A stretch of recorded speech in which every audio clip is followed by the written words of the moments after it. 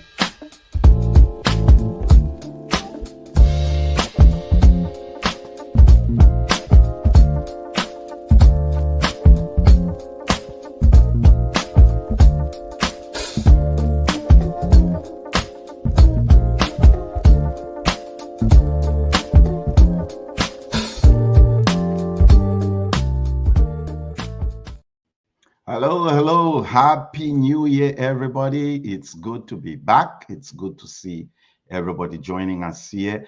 If you are just logging in, please tell a friend that ZBTR is live. I want to welcome you back and to say welcome to 2025. This is our first show for this year. And we just thought that we should do some reflection on a specific particular issue that affected almost all of us. So if you're joining us for the first time, you can see us on social media platforms, Facebook, Twitter, well, it's now X, and YouTube. It's simply ZBTR TV. Welcome to 2025, and I'm looking forward to this conversation. Okay, what were the most common time wasters for 2024? I put a panel of people together, amazing people, to help us discuss this and to have this conversation. First person to come on is, it's our first time, so I'm going to introduce her first. It's Weyi Hodge joining us. She's based in New York. Should I say where you are, or we should just leave it as a state secret? Where you? Hi, everyone. Happy to be here. I am based in New York City. I'm currently calling in from France. Okay. And I'm super excited. I'm a podcaster as well, of the Labyrinth of the First Gen. Welcome, Weyi. It's good to have you here, and we are excited to have you. And also joining us, my amazing sister, Pastor Linda Lisulo. She's joining us from the great state of Maryland. Pastor Linda and her husband are pastors of E3 Church out of, is it Baltimore? What's the name of that city? Columbia, Maryland. You know, we just used to mentioning the bigger cities. And Pastor Linda is a health coach, and she's a licensed financial coach. Pastor Linda, Happy New Year. Happy New Year. It is so good to be here on this very first broadcast this year. And I'm super excited, first of all, to meet, the panel here, meeting Weyi and the next guest that is coming on. And also just to discuss this particular topic, because I think this is very important as we get into 2025 to set ourselves right. Yeah. Exactly. That's right. And finally, last but not the least, is my brother, Rapael Harry, is the host of White Label American podcast. Is an ardent, I don't know which other word to use, is an ardent soccer fan. You can even see the way he's dressed, that he doesn't play games with when it comes to his soccer. Rapael, welcome and Happy New Year. Yeah, Happy New Year, my brother. Thank you for having me. And correction, avid African football fan, because there's a misconception out there when people say avid soccer fan. People always think European. I have my European teams, but African comes first because of my TV. I'm watching African Champions League right now. And, Wow! How is they it love going? African. TP Mazembe just lost to Yanga FC SC. So, and yesterday CR Belazud beat Al Ahly, the best team in Africa. So if you want to get your African football results or how things are going, Rafael is the man to go to, right?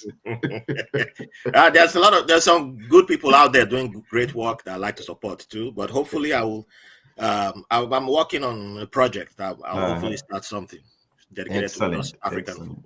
Yeah. All right, let's get into this conversation. And for everybody joining us, welcome. We wish you a great 2025. But let's address some things that we need to leave in 2024 and see how much progress that we can make.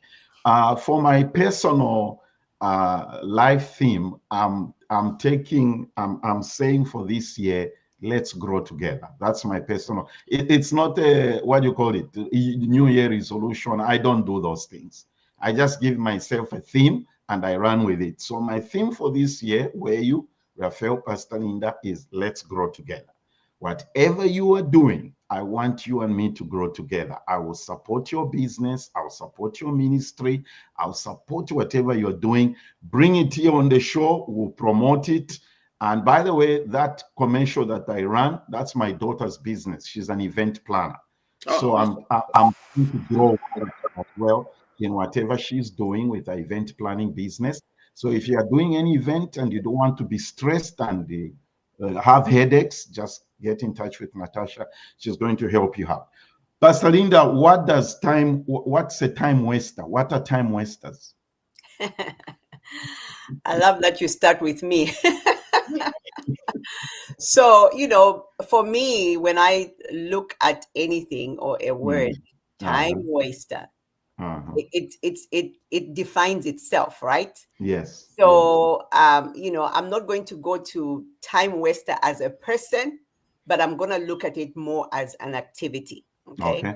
And this is things that one does or is doing that are not producing anything. They are not yielding any results, okay? Especially for those of us who have goals, okay? So let's say you've set a goal, to do something this year, and you are going in a certain direction. And if you do things that are not taking you towards meeting that goal, that's a time-wasting activity. Yeah. Okay. All right. That's my definition. Well, that's your definition. Weyi, would you like to add on something there or say something different?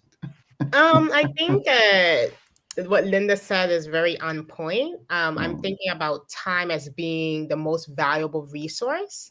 And I think that's something that we don't emphasize enough. So thinking about how, we go on for hours and hours is culturally something where we're on social media, we're doing things where we're like not really being conscious of our time, right? And our energy and what we're putting it into, right? So I think a really important conversation is reflecting on time and really being intentional about how we want to set our time moving forward, and also acknowledging that there's a lot of things that we're currently doing that is not, as Linda said, is not part of our goals or is not leading us to a place that we want to go.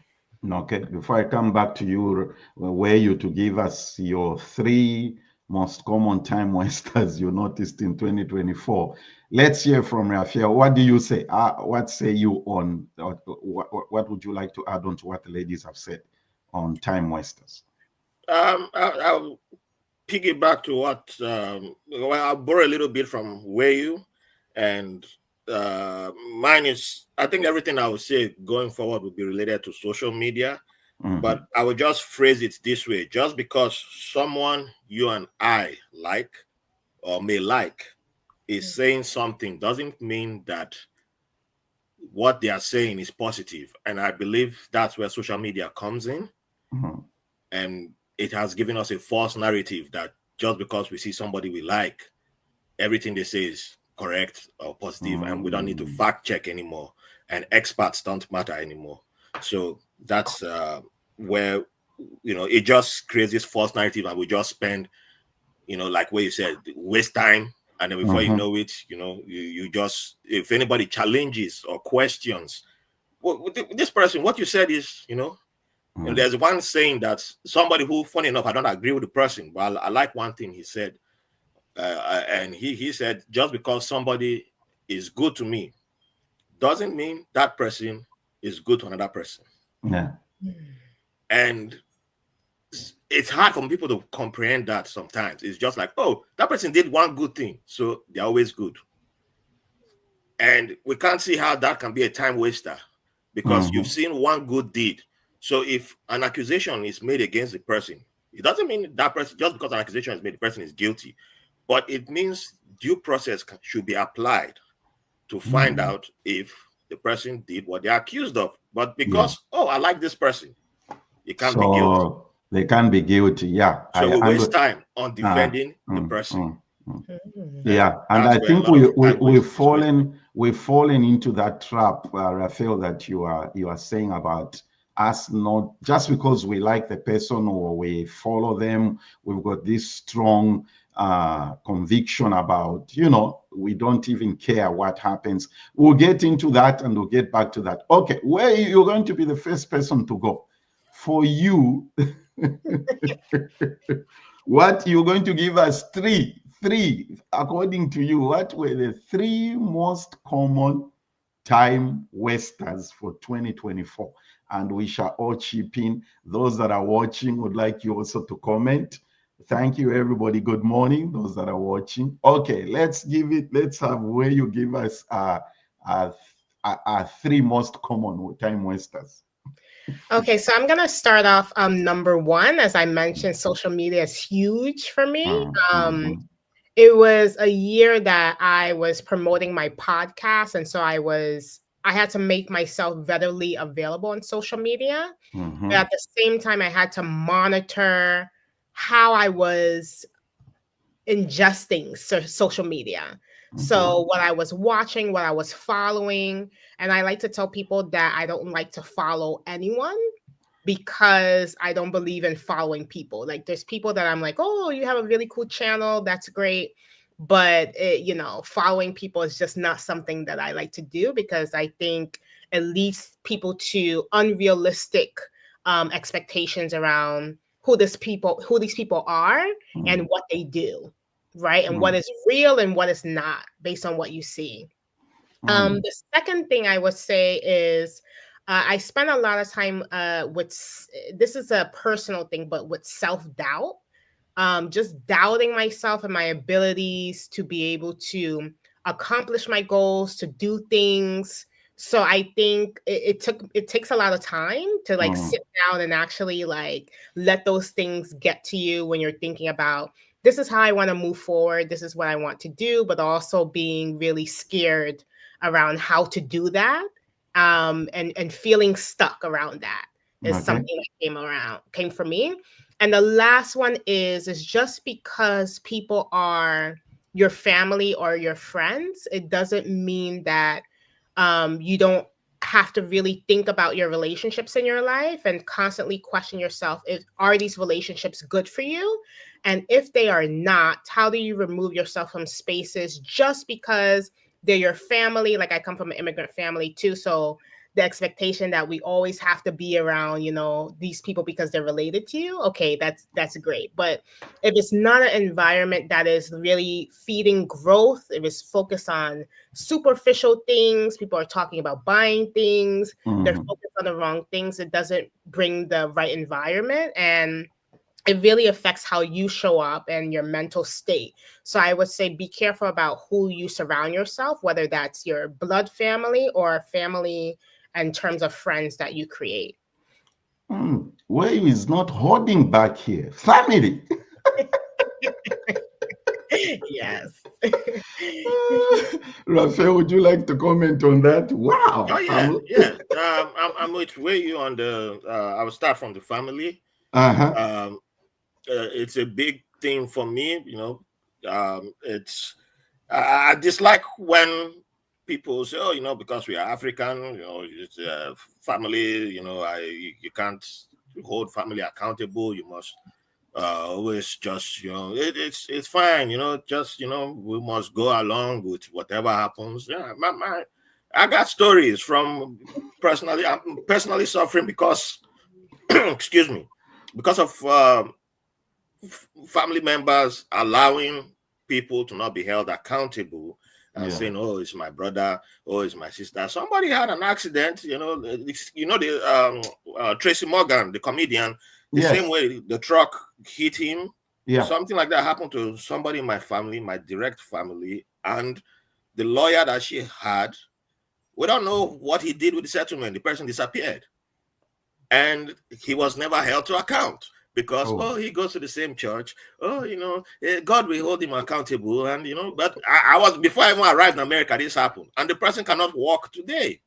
So you are suffering for it, but you're like, oh, he's our brother. Oh, he's this, and when I heard, I said, so he's allowed to practice law. So it means you are allowing him to do the same thing to somebody else. Yes. You don't think about it that way. You only say, oh, I'm the only victim, but you are allowing him to go ahead and repeat that to another person. And then we'll say tomorrow the West came to Africa, the West is punishing. But if that man goes back home and says, I want to become a candidate, I want to come and run for office, they will say, oh, this guy came from America, he's qualified, he has all, and then it repeats itself again, and then now he punishes in a different way, right? People will now be wondering, wait, wow, how did a guy who has all these skills and qualifications, went to school in America?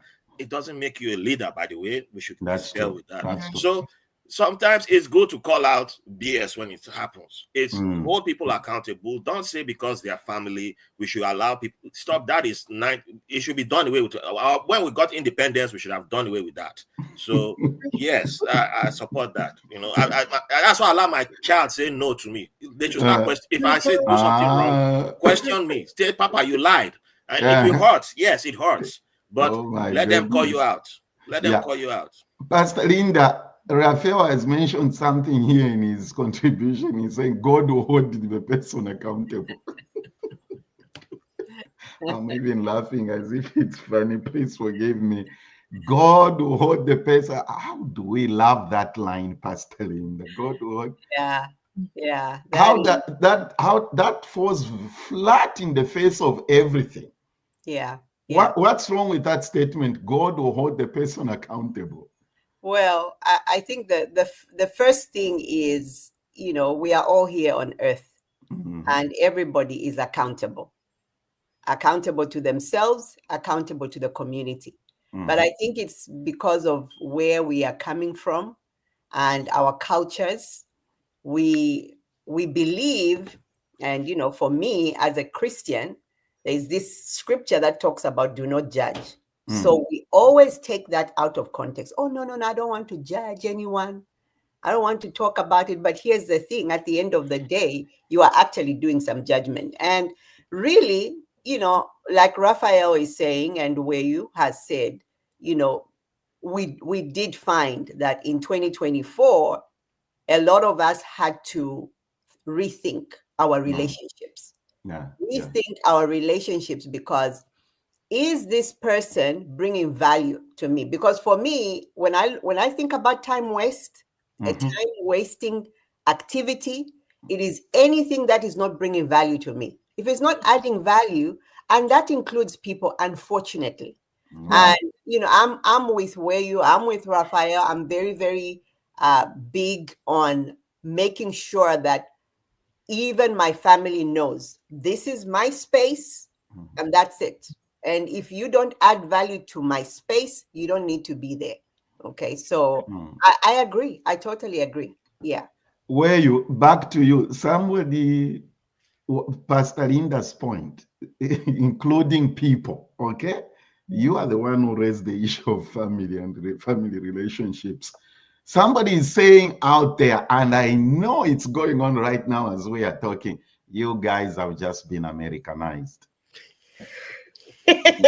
Yes. I like Rafael's expression. I like that.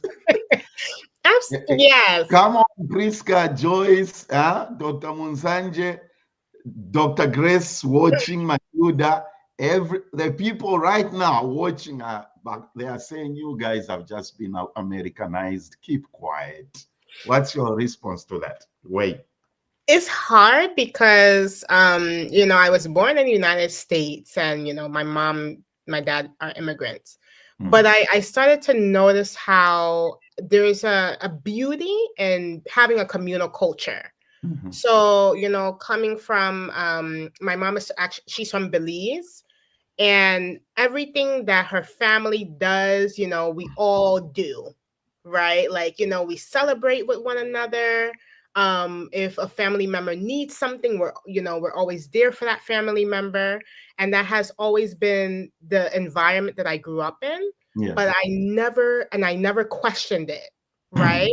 But there's also part of that communal culture that as I got older, I started to question things that were happening.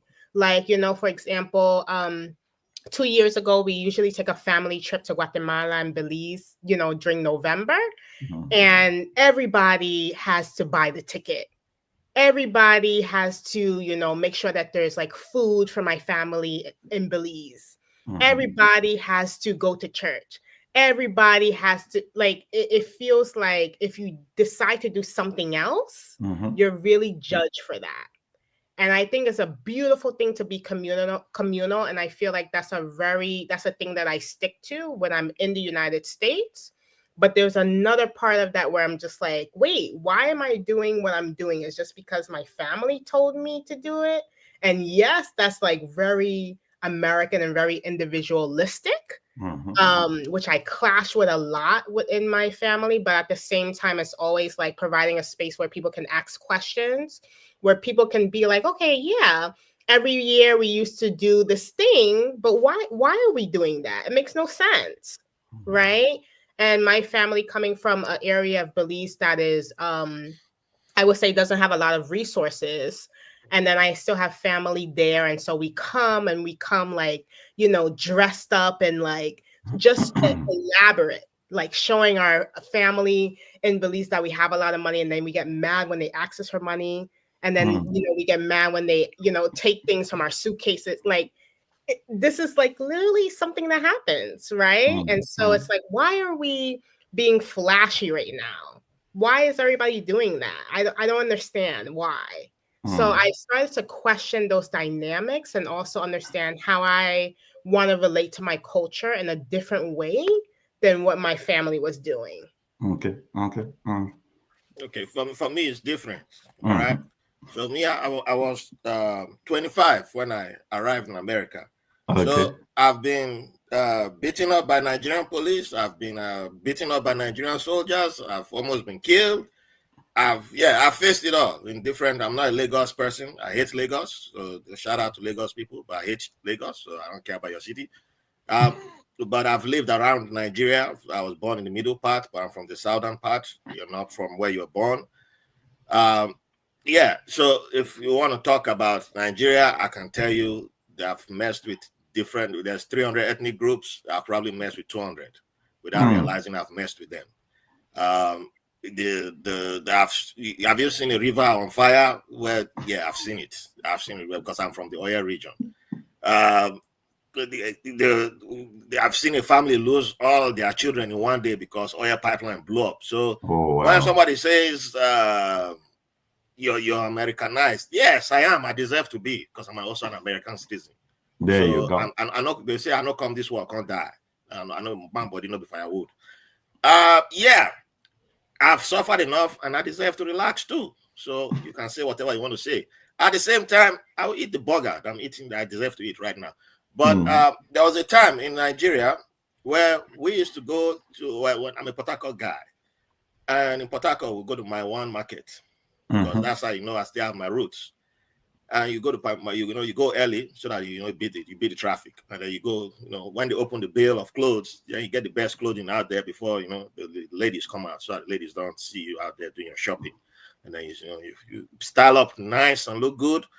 And then you be like, hey baby, see, I got the latest fashion. I paid $700, meanwhile you paid $50. That's how you get style. I did all that. So I know the game, and at the same time, you call your person in America, hey man, send me something, send me some bucks. I understand. So when they're doing it to me now, I get it.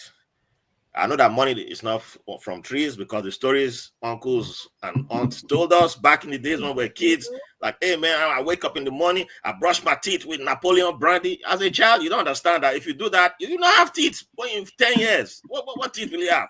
Those uncles are people who messed up the whole thing because you were telling us lies as children.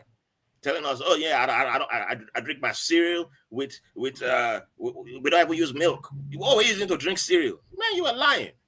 You are telling us lies, and you set up an unnecessary standard, and there are still people repeating that to this day. Instead of telling people that, hey, when we arrive in America, it's a hustle. You start hustling from day one. Yeah. There's no dollars hanging on any tree. There's no, it's not. So I'm like one of the few people trying to explain, and they're like, oh, how come every other person is like, man, I'm in the club with champagne bottles. I'm hanging out with the babies. I'm this and that. All of you is not telling me, hey, but when it comes to you, you're the one like, oh boy, when I reach here, boy, my mama. So then the code first knock me and I say, chai, see code. Then this, you are given a different experience. But every other person was like, hey, look at my Instagram, baby. Look at me. I got girls. I got this. I got that. Yeah, I understand. We've suffered enough. Especially those of us who didn't come from money. So when you come out here, catch your groove. Fine. There's nothing wrong with that. I believe in having fun, having a good time. I mean, New Year's Eve, I was in a club dancing for the first time in like 4 years. And I catch my groove too. That doesn't mean you sell a lie and then get mad when people try to kidnap you when you go back home, because they'll kidnap you in my area. Go back home and ask for ransom. Because you've been told them you hang out with the celebrities and all these people, and the people and I say, okay, give me dollars. Hey man, ask me in 2 weeks. Okay, 2 weeks time. Give me 500. I'll have $50. Okay, I'll kidnap you. So it depends on what expectations you've created and what the stories, the examples. I mean, when I was 14, an in-law told me that, oh, when you in America, black women are easy. All you got to do is buy them a bottle of Coke. What do you think was in my head when I arrived in America? That it was easy to just get women, especially black women. You defile black women in my mind. And it will take me interacting with people to start seeing that the anti-blackness in me had been programmed from young. And so all these things is stuff that I'm still fighting over 20 years later. And I'm trying to correct it by talking to people back home and saying, hey, I get where you're coming from. Just because they won't stop me from buying nice clothes. I won't say, oh, I'm not going to look good. I won't take nice. I won't smile. Because if you go look at my pictures from when I was like 13, probably like 11 up to like almost 30, I never smiled in my photos because I'm like, oh, if I smile, all these people will come and start asking me for dollars. If I look good, all my photos, I'll just be angry. And people like, man, if I smile, people like, go and look at the comments. Hey, this guy's smiling in his photos. Hey, what happened? Hey, but one woman must be rubbing his belly. But it's a mental block I started creating for myself, and you don't even understand why you're torturing yourself, why you're angry all the time, because you're like, oh, if I smile, people will start saying, hey, he's happy. Okay, that means time to get money from him. No, if you don't have money, say, hey, man, I don't have money. If you're going to say, it's okay to say no, but be honest about it. And when people see that you're honest, they won't threaten you. They won't feel like I have to kill you or something. But if you are the one telling lies, you've created an imaginary world, then they will come for you. They will think that, oh yes, this guy is hiding something from me. Now everybody knows that if I say no, my no is no, my yes is yes. I'm not hiding anything from anybody. Yeah, that's true. All right. Dr. Grace says, Belize sounds like my family. It's okay to reassess our traditional practices from time to time. While they may not necessarily be harmful, it's perfectly acceptable to set some of them aside. That's Dr. Grace. Good. That's why she's a doctor. that medical degree coming through, I know, right? Let's take a break. When we come back, we shall hear from Rafael's list of 3 most common time wasters.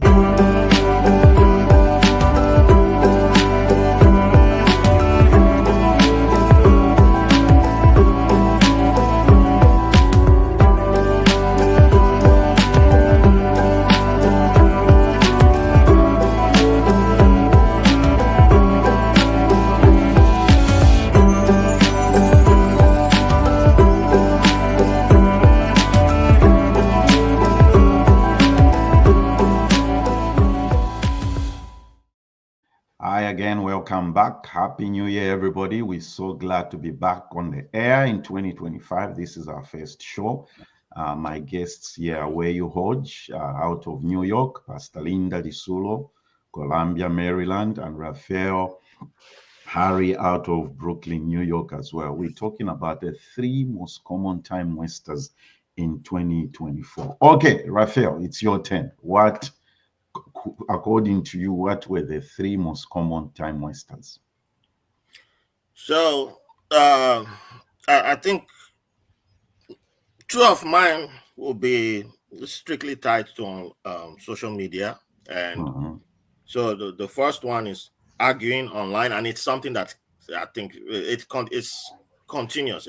Hopefully, people, by bringing it up now, people can, especially the listeners of this program, can take it off their list from can stop doing it this year.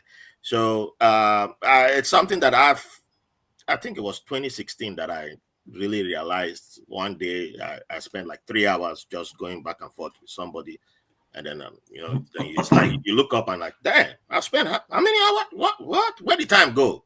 And then you just realize nobody's opinion changed.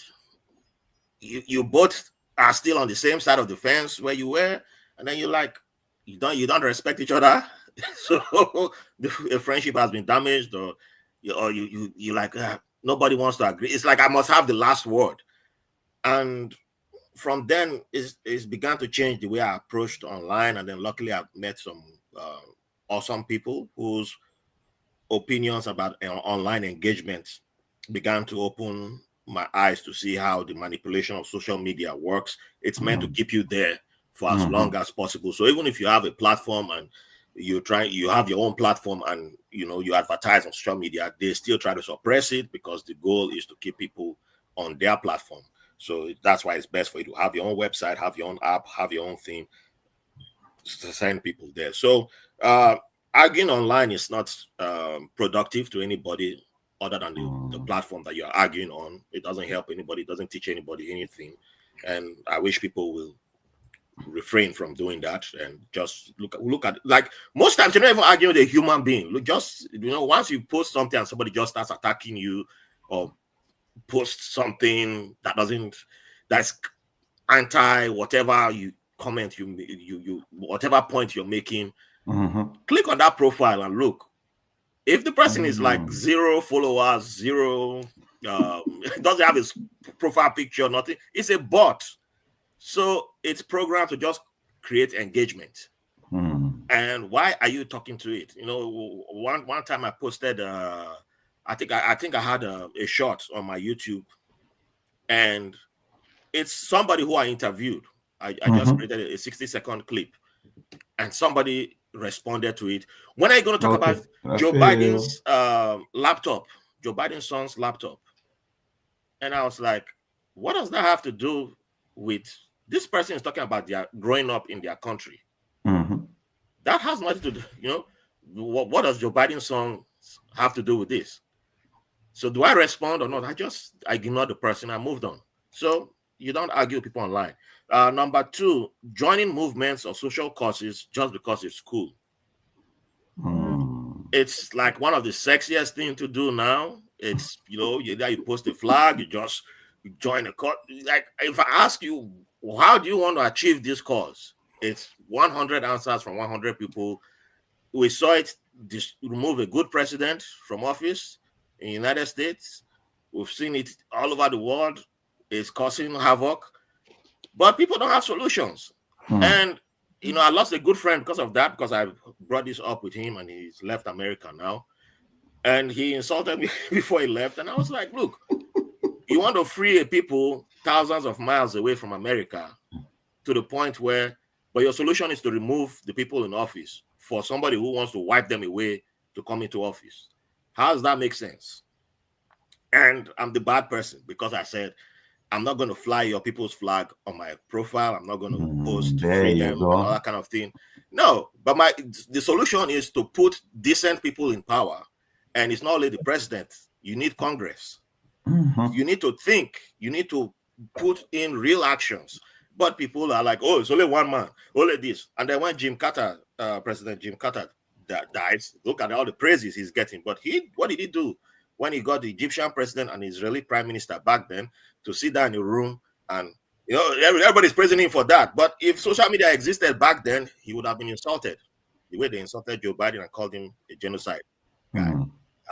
Don't think there's no thinking anymore. It's just like, oh, it's cool to do this. It's cool to just say, I'm like, it's sexy. So don't just join the cause just because it's cool. Look at NSAS in Nigeria. The police are still doing what they're doing. That NSAS was cool for 2 weeks, and then I know people made money out of that. I know somebody now is flying to America every month now, literally every month. But what did you get out of it? The election came, you didn't vote for the person you said you would vote for. All Twitter, it was cool. This is the guy. And the election day came. You didn't. The solution was there. The solution was right there, but you were going with the hashtag and all this. So, joining the cause just because it's cool. If you can't, if you not, there's actions. If you can't take the real action, then what's the point? And that's another social media problem. The third time waster for me is more individual. Well, I think all three are still tied to the individual, but something I've alluded to previously is admitting the refusal to admit our mistakes and trying to hide behind culture, traditions, especially when it comes to being an elder, talking to a younger person. I talked about raising up my child, and I apologize to my child. If my child calls me out, because kids are intelligent. Kids notice things, because they copy the adult in their life. Yes. So when you've told them, don't do this, and then they notice that you are doing it, then they'll tell you and say, oh, but you told me not to do this. And then you're now like, shut up. If that's how I was raised, shut up. Go kneel down, raise your hand and pray to God. And you're like, what did I do wrong? When the child asks you, what did I do wrong? If you cannot give them an explanation, you cannot properly define what was done wrong, you have created a loophole for that child. And you are either creating something that the child will say, oh, you're a liar, or I cannot trust you. And once that trust begins to evade, that child will now start to look for another source outside. And then tomorrow we will say, oh, it's because there's no Bible in this. Oh, because we don't pray. That has nothing to do with raising up a child. It doesn't matter, because there are countries that don't have Christianity and their children are doing just fine. Japan, Finland, they don't teach religion in schools, and their education is fantastic. So what happens is still in the house, and what examples you set for your child, because the first role model is you in the house. Yes. And if you cannot say, I am sorry, I made a mistake. If your child is playing with you and says, this blue is going to be on the right, red is going to be on the left, and then you now change it. We are adults. We know we have 10,000 things going on in our mind. And then you make that mistake. Just common thing like that. And then the child's like, why do you put it there? You say, shut up. That is not how you just say, I made a mistake. I'm sorry. Simple thing like that. That child will respect that. Than you saying, shut up. I'm the father. You listen to me in my house. You don't pay rent. That child is not up to 5 years old, and you're already talking to the child like that. What do you think will happen when the child turns 15? So we need to start thinking of little things like that, because at the end of the day, it's the most little details, the little things that makes the biggest changes. It's when you start fixing the little things, that's what multiplies into the biggest change that you want to see. All right. Here, before we comment on Rafael's list, Matilda says, let me add political and religious arguments to Rafael's point. Most people have already set their minds and are not ready to give up their beliefs. Okay. We've all seen that, especially in the election that just ended a few weeks ago in this country, and whichever part of the world you see. Before I ask Pastor Linda to go first on this, social media thing is huge.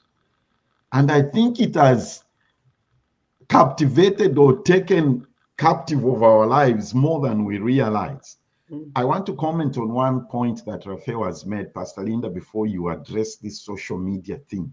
And one thing I've really been looking at is these family WhatsApp groups that we're in, I'm saying to myself, is this group, what value is it really adding to my life? I was talking to somebody and I told them, and I said, every relationship and any communication is two-way, right? Yes. So we have this, there's this thing where you, Rafael, Pastor Linda, everybody watching, where we say the younger one needs to reach out to, is the one who's supposed to call the older person. So I was saying to my family member, we were talking, and I said, because there's a situation, and then I said to myself, I just decided to call the younger person, Pastor Linda. I said, where is it written that the younger people, where you should call the older people? Where is it written? Yeah. Communication is a two-way thing. Why? Me, the older person, if I call the younger person, what's wrong with that? So it means, okay. Pastor Linda, this social media thing is huge. Please speak to it. Basically that was Rafael's first point, arguing on social media. And you see people going back and forth, and the thread can go on for 100 comments. And I'm saying, guys, don't you have other things to do in life? You live on Facebook? Yeah, that is so true. And I think all of us, I know I haven't given my list, but I know social media is one of them. The arguments are a big deal for a lot of people. And it is as if somebody feels if they put their opinion out there, they're going to change anything. Okay. There's something that I usually tell my children. They'll be stressed about something. They'll come to me. They'll talk to me. Oh, it's this and this. It's not very related to them personally. Maybe it's just something in the world. So the first thing I ask is, okay, are you able to change it? No. Okay, so then why are we even stressing over it? Because if you are not even able to change this thing, why should you stress? So I think that's where a lot of us have to learn. I can't say people out there. There are also times when I feel like I want to put my foot into something. But at the end of the day, the thought process is, whatever I'm going to do, am I going to change this situation? Will I change the narrative? If I can't, then what's the point? What is the point? It's a time-wasting activity, and, coming to the point of, what you said, Pastor Nathan, on, these chats that we are in. Yes. Like you are indebted to be in that, especially the family chats.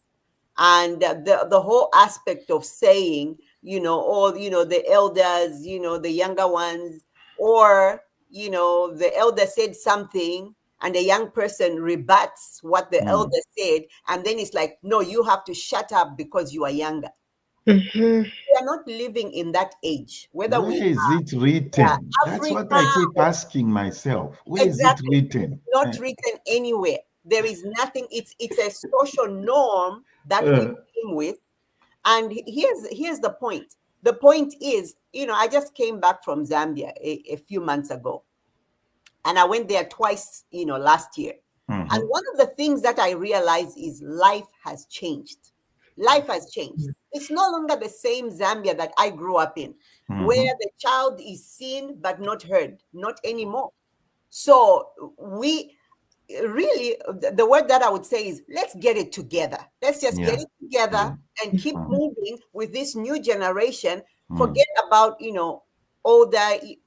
There's wisdom in everybody. There is wisdom in everybody. So, I like that. There's wisdom in everybody. It's a huge time waster, because here's the thing, I could be sitting here, when I'm supposed to be reaching out to my younger cousin, and I'm waiting. I'm just wasting time. When the value is in our communication as community. So I what Rafael's list is on point. And these arguments on social media, they are not necessary. And unfortunately, some people take them off social media and come into your inbox. Now, this is what I say. My social media page is my home. Okay. There you go. Come into my inbox, I'll kick you out. That's it. I'll just kick you out. Yeah. Because if you're not welcome in my house, you're not welcome in my house. So, yeah. It's not complicated, right? All right. The other point that Rafael raised was joining movements. Joining movements. And there is this thing of people adding you to WhatsApp groups without consulting you. Come on. What's up with that? Yeah, I have a lot to say about that. I feel please. It feels like I don't know if it's a generational difference, because I want to acknowledge we're talking about generational differences and we all have wisdom, but I also feel there's a lack of respect for older generations as well, and older people's opinions. But I'm thinking about things that happened last year and how people were galvanizing around, like I should be on this side, or even when it came to election, like people were just like making these comments and not really being critical thinkers. Yeah. And I think that's what social media is almost disrupting, our relationship to critically think about the information that we get every single day. And it's like we get the information fast and quick, and so people take it as truth, right? And maybe my generation, I'm in a millennial generation, I was more taught to like question things, and maybe that came from my household, where my dad was like, don't ask me a stupid question. And that's a problem. That's problematic, right? Like, don't come here and ask me a stupid question. You better go figure out what the answer is yourself, right?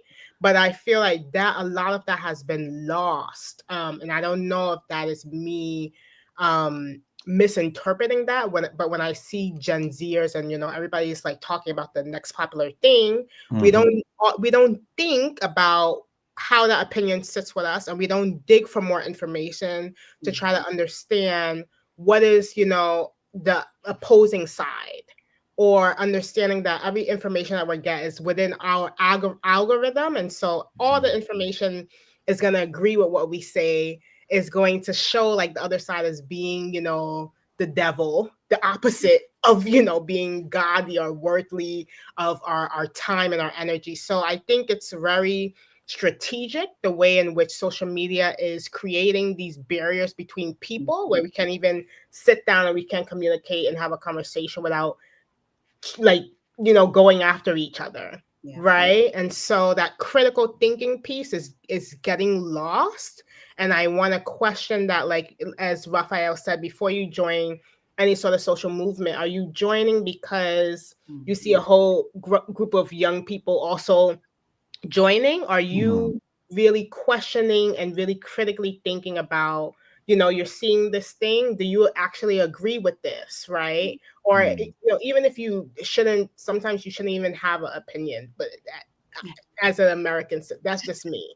But like finding more information is a critical piece of being mature and really being able to digest the information for yourself. And a lot of that is getting lost. Yeah. The third point that he raised was admitting mistakes. Oh my goodness me. Isn't that you see, we choose to stand our ground, so to speak. It's like, this is what especially when we are basically, like you said, when you're dealing with a younger person, and when it comes to younger and older people, relationship dynamics, it's a big one. Admitting that I've made a mistake. Woo! African older people don't make mistakes. No. Do you one funny another thing that comes up is that, do you remember when we were growing up, our parents, all of them were smart in school? That's what they told us, right? That's right. Yeah. I think it was a way of them trying to tell us that we need to work harder, right? But they basically didn't.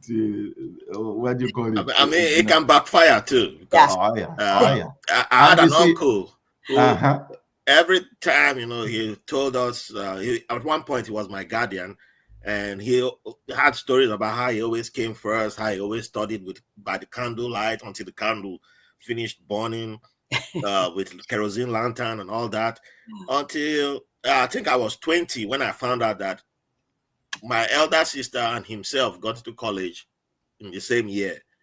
And I started doing the math, like how did that happen if you came first all in your whole life in school, and then you couldn't get into college until my elder sister, who you are like what, 16, 15 years older than, got into college, and you got into college at the same time? What was happening those years in between while she was catching up to? So from that day, every time I see him, I would just be like, you can't vocalize it, but and then I would go tell the other cousins, and they'll be like, oh, and then so every time now when he shows up, we'll just be looking at him, yeah, and they will be laughing in the corner, like, oh, this guy is not really as smart as he, as we once thought he was. But you can't say those things. He also knew how to fight karate too, so he didn't want to get kicked. Oh, really? Yeah, there was that too. That's an advantage he had over us, and he was way taller. Oh, okay. So long legs. That's a good one. All right. Okay, everybody. I'm enjoying this very much. All right. Before we go to our last presentation from Pastor Linda, everybody just want you. Let Matilda says 3-time Westers on our part, unnecessary conflict. Reality TV. Oh no, I love reality TV. You love reality TV.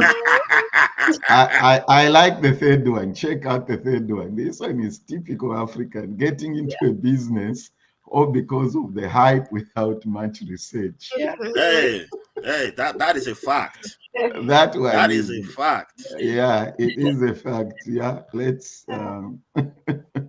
Everybody's opening a business. I must be an entrepreneur. Even if you're working for somebody, right? You're an entrepreneur. The key word there is without research, right? Without research. Yeah.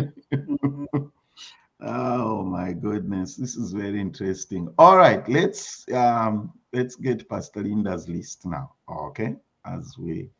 Okay. Mm-hmm. So I think first is obviously, social media. And I think all of us here know that in the age we are living in, social media is a big part of our lives.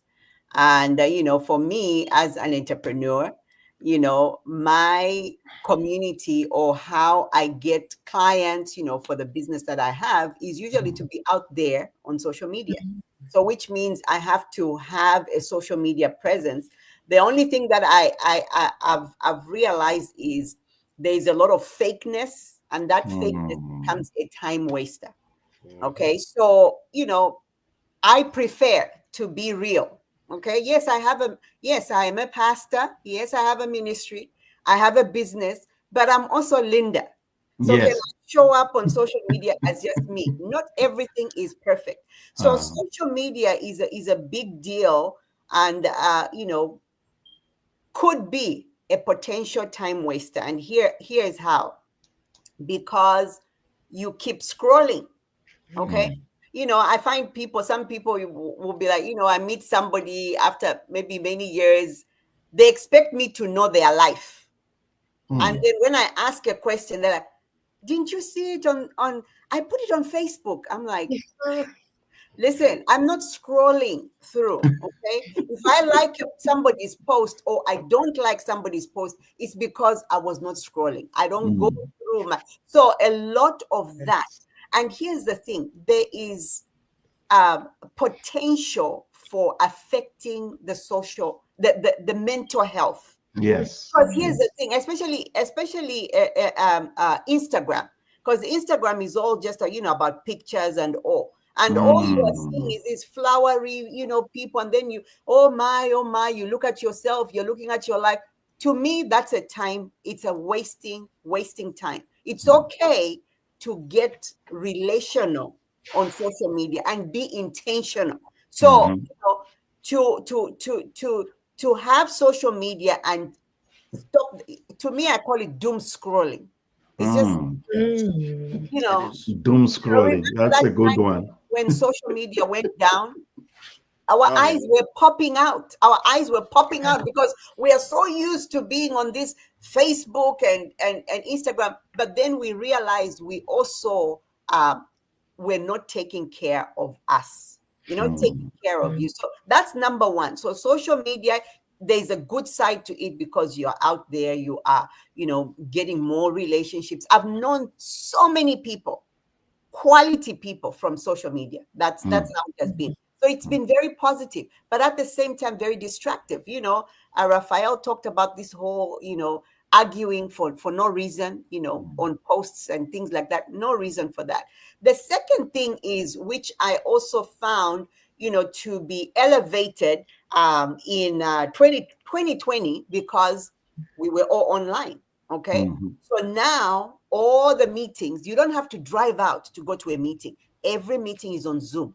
It's a Zoom meeting. So to me, a time waster is overcommitting to Zoom meetings. And here's the thing. I'm not talking about a Zoom meeting where there's quality. You come out, you feel like you are empowered. I'm talking about those Zoom meetings where it's endless talk and you're wondering what's happening here. Were you just supposed to send me an email or text me about this? Why are you calling me? So overcommitting to those Zoom meetings, to me, it was a time waster in 2024. I had to figure out and find ways to take myself out of certain, meetings. And here's the thing, if you are like me, sometimes I suffer from, FOMO. Okay. Sometimes I have this disease called FOMO, fear of missing out. And so I would end up, I just want to be in this Zoom so that I can, maybe I'm going to miss something. But then I realized, hey, I wasted 1 hour, 2 hours listening to something that wasn't even profitable. So now I have to cure myself from the FOMO. First of all, tell myself there are certain things I'm going to miss out and it's okay. It's all right to miss out. I need to be able to make sure that I'm on the right meetings that are actually going to be, very profitable. Okay. The other thing is the third one for me is overthinking. Overthinking. And in the line of business and ministry that I am in, I'm constantly interacting with people who are constantly overthinking something. Like, why are you spending so much time overthinking an issue that has just say this, creating stories that are not even real? Oh, if I do this, maybe that person, but did that person tell you that it's going to be the outcome? So the overthinking, and I find that, the more we were at home in 2020, we had more time. Okay, so more time to think of things that are not necessary. There are certain things that you don't have to overthink. There is a task here. Do this. Don't overthink. What if I do it? What if I don't? Well, just do it and then find out. Okay, let's just do that. All right, and maybe these things come with age. I don't know, but at the age I'm at, I really don't care. If I mess up, I just do stuff and then figure it out later. That's what I do. Okay. Moving right along. Yeah. So really those are the three, social media, doom scrolling, and getting more depressed because all your friends have pretty families and pretty faces, they're at the beach and everything. It's not helping you at all. If it's not building you, stay away from it. The second one is these Zoom meetings. A Zoom meeting that could have been an email, a text. Just tell me in a text. You don't need to call me on a Zoom meeting. Find the Zoom meeting that is valuable and you need to actually be in there. The third one is this overthinking. Just overthinking. Why are you overthinking a task? It's a small task. Okay. Just go ahead and do it. Okay. If it is wrong, it's wrong. You're going to find out, right? You're going to find out. So those are my top three. So you see, like Rafael said earlier, Pastor Linda, these things we are putting on social media, that's why we are making the people back home think we have a lot of money. Huh? That's not where I was going to go, but... No, it's me who said it. It's not you. They shouldn't I feel you on that. they shouldn't throw stones at you. I want you to address the issue of overcommitting to Zoom meetings. And why is it so difficult to say no or RSVP? And that's why and I've always said this, Rafael, Pastor Linda, everybody watching, Zenith, Dr. Grace, that why do we put RSVP and we put a number there? And when a person responds to RSVP, you get upset.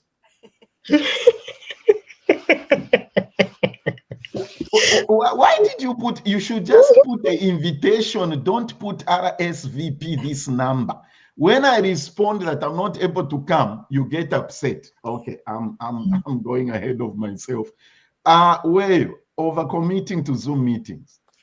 Yes, I love that Linda brought this up because I thought about I was working for myself last year as well. And I thought about like how much information like I tried to get. So I would like book things, have them like on my calendar. And I remember reading this book, I think it was a book or article, but it talked about meetings that are pointless. And how even in the workplace, often people schedule things and they're like, you have to show up, and then you show up and you're like, that was like Linda said, an email, or you could have sent me, it could have been a shorter way. Like we didn't have to like all come together if it was disorganized or I was getting anything out of it. So I think that is interesting. I think there's another side to that where I find that people are resorting to Zoom meetings where I feel that it's very important for us to be in person. So I felt that I started to crave people in person because everything was becoming virtual. And I'm a person who worked virtually for over like 6 years prior to the pandemic. So that's huge for me to say like, wow, people are using Zoom so much that I'm like, they call it like zoomed out. I was like, where are the people? And then also when you're talking about personal life, so life with friendships or, even dating, like Pastor Linda said, I found that people assume that if you're on social media that you know everything about them. So when you start asking questions and you're trying to get to know them, they're like, don't you see me? Like I'm famous. Like I play drums and everybody knows me. And I was like, so is there anything else that could come from this relationship? So I find it very hard to build connections, whether that be friendship connections or romantic connections, and also building genuine interest from people because we're so focused on that virtual space. I think it really has transformed the way that we interact with one another, the way that we even look each other in the eyes in person. Has really changed as well. So yes, thank you for bringing that up, Linda, because I didn't even think of that. I believe this one should be handled by our brother Rafael. Overthinking. Yeah.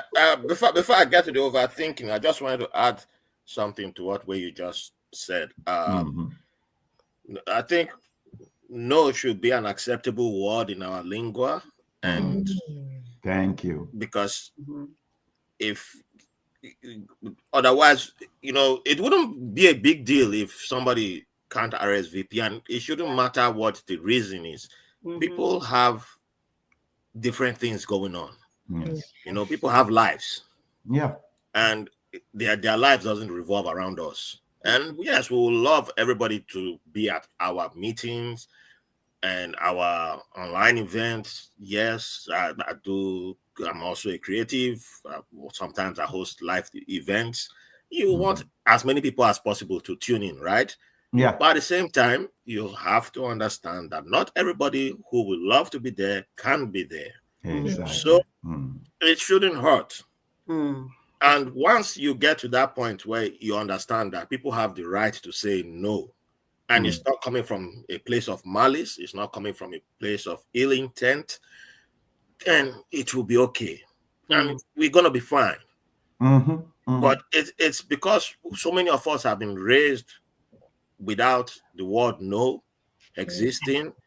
And unfortunately, it wasn't done intentionally. But, it's kind of like, I remember being told, if a girl says no, keep going, keep asking her out. And unfortunately, there's people who I know who committed sexual assault because of that. Yeah. But you didn't have the language of sexual assault back then, you know. And it's down the line that you now realize that, oh, this led to something that, you know, the person who was teaching us then was creating something that they didn't even realize they were creating. So, you know, it was just by chance that somebody told me something, and the first woman that would say no to me, I would just make U-turn and run away, which I didn't know if she wanted me to come back and say, keep talking to her, but I just, okay, no, I'll walk away. But it was just by chance because somebody told me something, and I was just like, okay, if the woman said no, and I just walk away. So, but it just led to, you know, and I didn't realize that that saying no will play a different part in a role in my going forward in life. Because other things I won't accept no, but it will still take me years to realize that people had the right to say no. So just on that, just get used to hearing no. It's not the end of the world. No, life goes on. You can move on, and you will still find success. It doesn't end. It doesn't stop you from achieving anything you want to achieve. So to the question on overthinking, I think it ties into what way you had mentioned earlier on the imposter, which I call imposter syndrome. Every creative goes through that. You know, I suffer it too. You know, there's times where you start doubting yourself, and it's just our inner person trying to, like, oh, I think, especially when you're doing well, you're achieving, you start feeling like, am I doing too much? You know, maybe I should stop doing what I'm doing. Maybe I'm not doing this. Maybe I'm not doing this right. You know, I'm doing this thing too good. And then you start getting jittery fingers for no reason. So sometimes you start overthinking it, and everybody who's a creative, it doesn't matter what industry you're in. It's not limited to only people who are in anything like radio, broadcasting, podcasting. Whether you're a doctor, whether you're in engineering, whatever, it affects each and every one of us. And sometimes we just have to. I think it was a Buddhist monk that I once saw who called it your inner monkey. Just have to learn how to control your inner monkey, you know. When that chatter starts, you just have to, you know, whatever, if it's meditation you're going to use, if it's your religion, I'm not really a religious person, but you have to learn how to, you know, find tools that will help you control your inner monkey when it starts that little chatter, and, you know, get it under control, because it's there. There's doubt in all of us. And well, I don't want to jump ahead, but there was something for the social media that I had for our pastor. Go ahead. Yeah, say. So one thing, I agree with everything Pastor said, but I just wanted to give Pastor one tool that you need. You know, anybody who's doing anything with social media, you must have your own website, have your own personal website. It's you know, that day I think it was Instagram and Facebook crashed, and, you know, people who had all their stuff there were like panicking. I was just like, I got my own website, you know. And that's your own website. You have you know, I have friends who have podcasts. They don't have anything on social media, no social media, but they get traffic because it's your own thing. So all you use is your, and I'm giving free game now, free game, you know. I'm sharing my people here, you're all my people, so I give you a free game. All you depend on is SEO, searchable engine optimization. The words on your website, anytime people search on Google or whichever search engine, the words on your website start to activate, and it draws traffic there. People go there. So whatever you have, you know, but if it's social media is not going to send people to your website. Never. It never does. Because it's against their business ethos. It's against their algorithm. The algorithm will never send anybody to your website. But from the search engines, they will always activate, because anytime people are searching on any search engine, Google, Bing, whatever, your website will always pop up every now and then. And people will, oh, what is this? Oh, I'm looking for this word, and your website will pop up. And they will go there. But social media, they can never search on social media and your website pop up and, oh, let me go there, because it will never do that. So it's one thing you can control, and one way you can grow your business. So always keep that in mind. Excellent. One thing I appreciate the comments that everybody is making here. I said I was sharing with Weyi, Pastor Linda, and Rafael that this year is ZBTR TV's 17th years. Okay. Okay, it used to be Zambia Blog Talk Radio before we went visual and all these things. I'm saying that to Dr. Grace's comment here. Truly appreciate the diversity and versatility of this panel representing the Caribbean, West Africa, and Southern Africa. Well done, Pastor Nathan. Yeah, thank you, Pastor Dr. Grace or Pastor Grace. Hey. She'll take it. She'll take it. She's an amazing lady.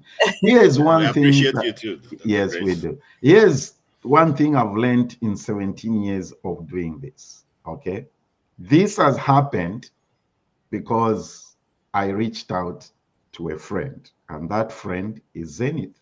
Zenith is part of why this has happened today. Wow. All right. So everybody, here's something else that I've learned through the years. There's no such thing as a self-made person. No, it doesn't exist. Trust me.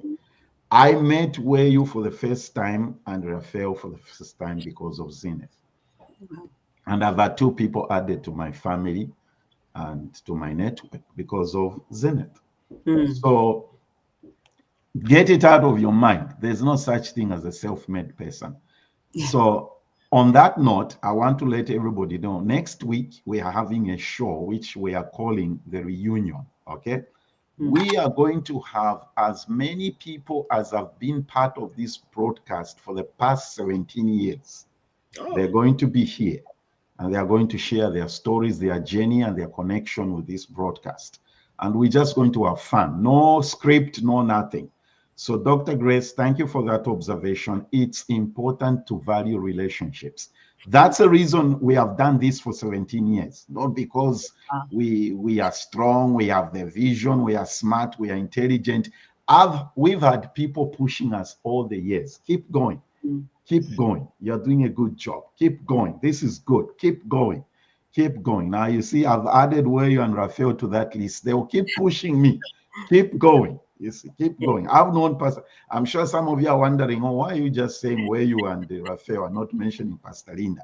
I've known Pastor Linda and the husband from too long. From Kaunda days. When President way back. From Dr. Kaunda days. That's why I'm not referring to Dr. Kaunda. Okay. Zenith says social media, that's been huge on this discussion. Showing up for people who don't show up. Okay. Matching the energy and the comparison culture. Those are good ones. Those are good ones. All right. Dr. Munsanje, who has been with us from the beginning of this thing. Great discussion and educative. A lot of us appreciate and can learn something to improve our lives in 2025. Thank you, moderator and the panel. All right. And with Chomba Mwiko, happy blessed 2025, everybody. And who else? A lot of people have been commenting. And I appreciate everybody joining us. Okay, let's wind this up. One of the big issues that has come up here is social media.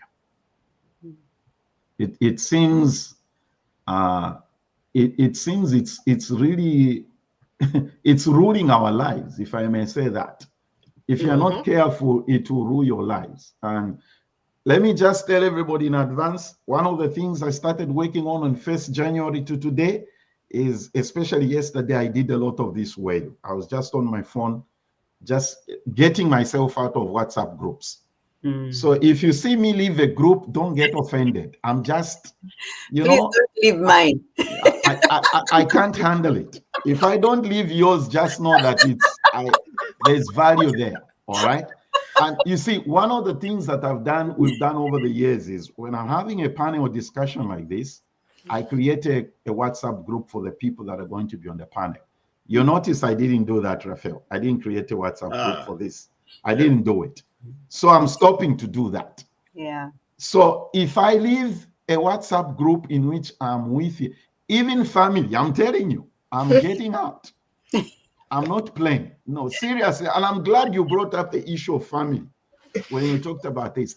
I am not going to be doing what Pastor Linda has called doom scrolling. No, I'm not doing that. It's not happening. I'm done. Okay?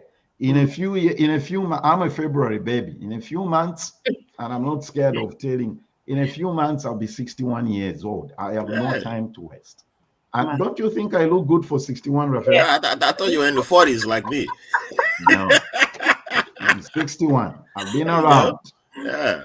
I've been around. I've seen it all. And look, I'm not going to waste my time with that. I'm just telling you, on this first show of this year, I stopped getting offended. If you don't show up to my event, that's why we put RSVP there. Where you? Me too.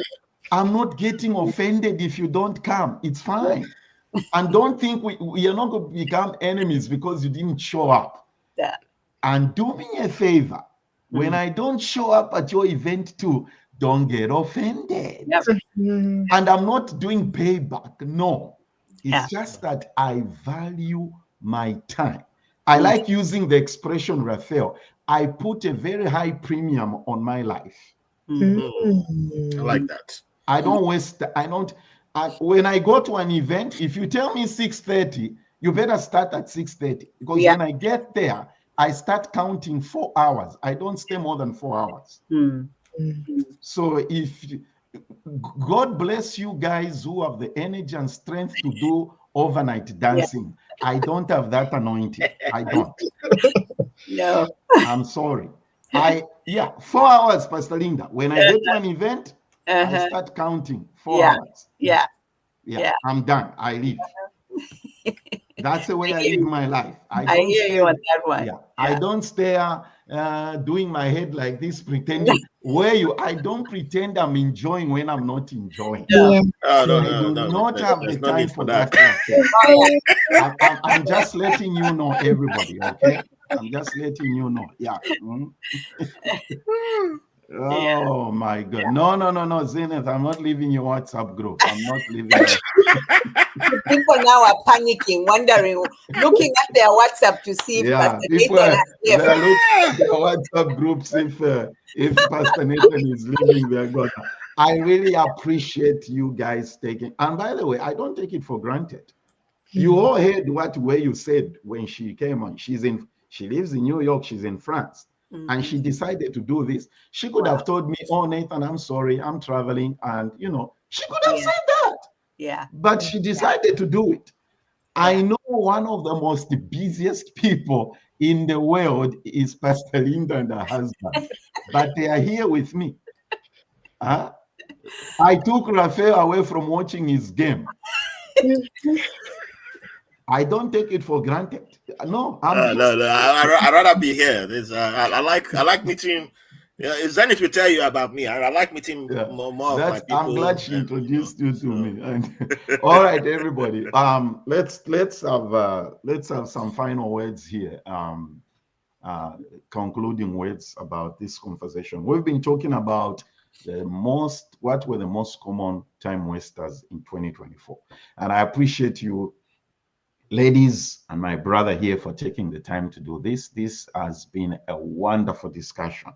So, final word. Let me begin with who's going to go first? Rafael, go first. I'll go. First of all, thank you for having me here, and thank you for I know where you are, and thank you for introducing me to Pastor Linda and the wonderful audience. And final thing I would like to leave the audience with is, as we are going to the year 2025, we know what's coming, but scary things or not, go into the year with purpose, go into the year with keep focusing on starting with the little things, focus on little details. And if you are focusing on community, don't always look at the big picture and say, I focus on only the big goals, and national, state, country. Mm, It starts with your next door neighbor, starts with your street, mm, starts next right where you are. There's one saying we have in Pidgin English, which I taught where what you're looking for in Sokoto, is there for your Sokoto. That thing you're looking for far away is right there in front of you. So start That's small. right. Start right there, right in front of you. Start with the person who you've never said hi to. Say hi to that person. And you start before you need to learn how to build allies, and that change that you are thinking of making, that change you want to see in the world, you'll be surprised how quick you get to it when you started small. One, they say a journey of 1,000 steps. It begins with one step, right? But you can't just start at 1,000. You got to start at taking step 1, 2, 3, 4. And yes, it looks like it's a long process, but when you start today, tomorrow you get to your destination. So yeah, start small and see where it takes you. So thank you for the privilege of your company. I'm Rapael Harry. There you go. All right. Rafael's podcast is called New White Label American Podcast. Search for it, and let's grow together. Let's grow together. Like I'm saying, and I would love to be back here again. Yes. Oh, most definitely. I'll bring you back here. I mean, where your final word?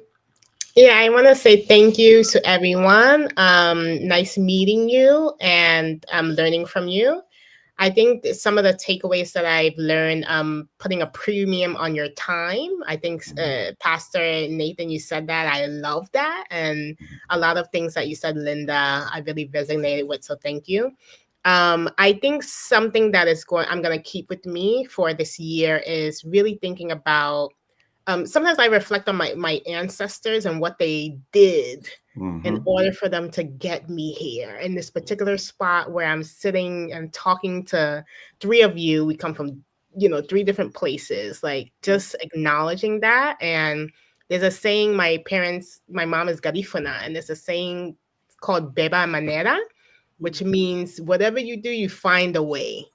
And so if you want to pursue podcasting, whatever you want to pursue, just know that your ancestors provided that path and you are divine and you're deserving, and you will find a way to do whatever you want to do in your life. Thank you, Weyi. Thank you, Weyi. All right. Now, finally, brethren, like the scripture says.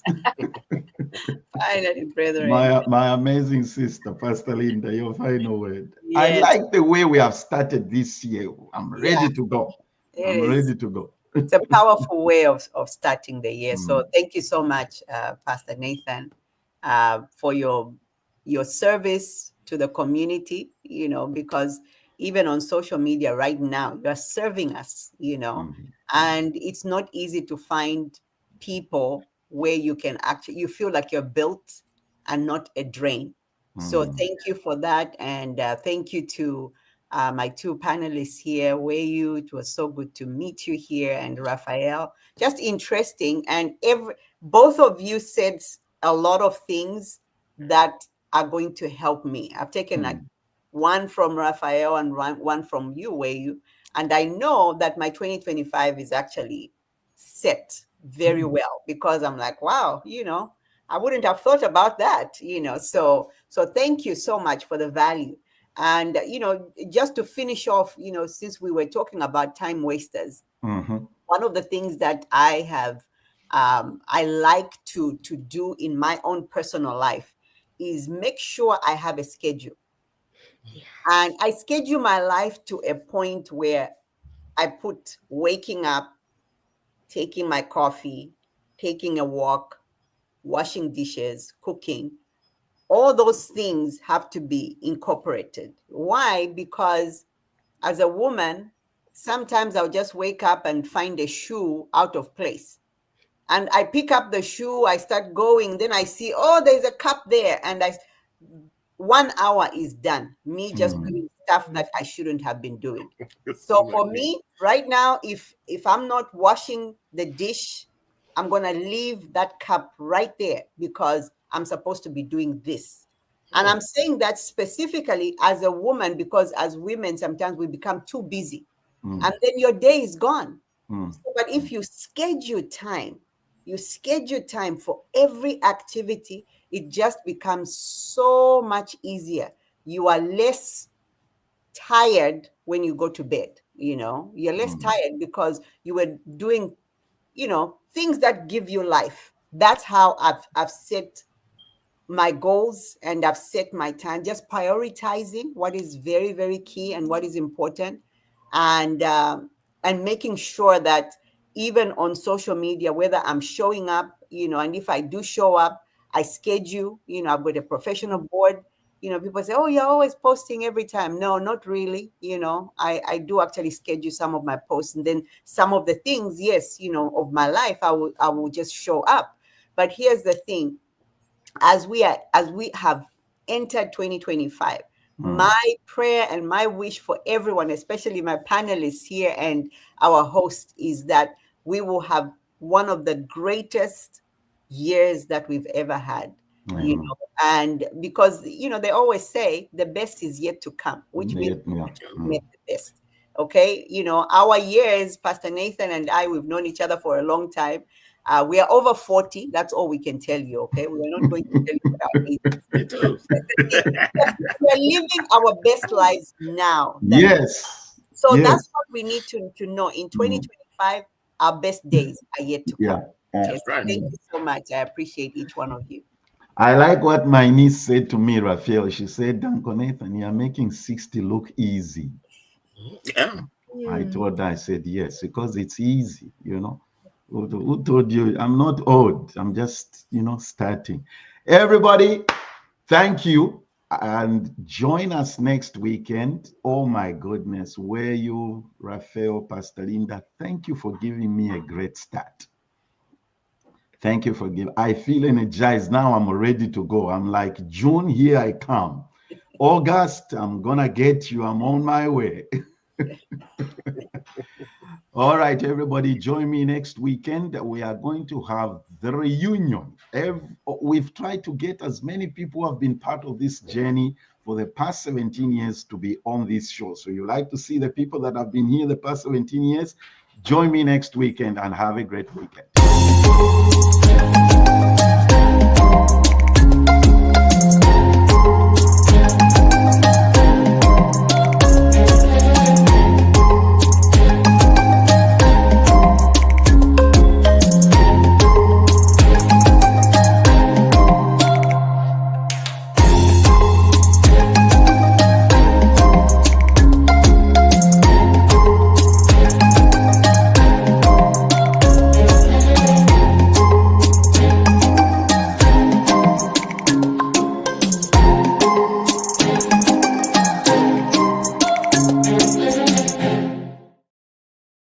Zambia Blog Talk Radio.